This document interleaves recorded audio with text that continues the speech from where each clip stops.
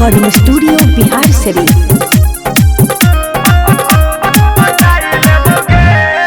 चल ही छतिया उघार तोरे पर रहो नजर।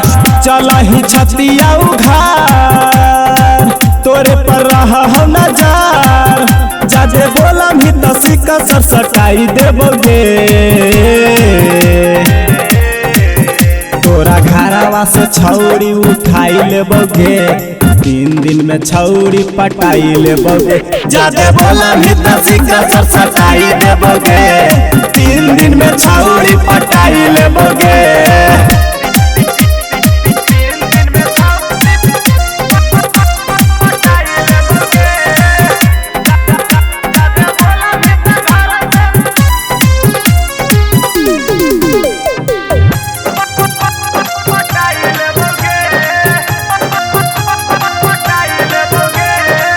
छोट छोट पेन्ही के घूमही कपड़ा।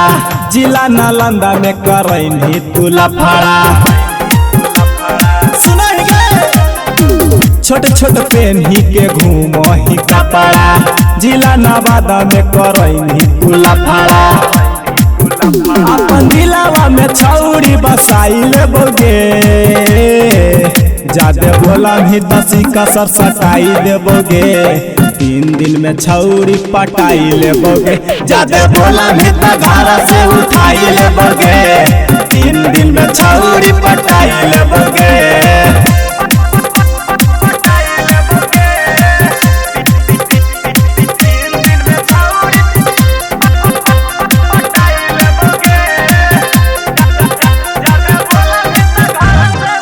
पी के सरगम के हनी तू माल गे।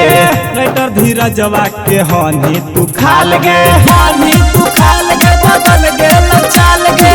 पी के सरगम के हनी तू माल गे। राइटर धीरजवा के हनी तू खाल गे।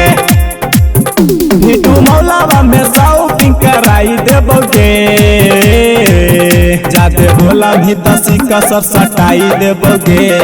3 दिन में छौरी पटाई लेबोगे। जादे बोला भी घर से उठाई लेबोगे।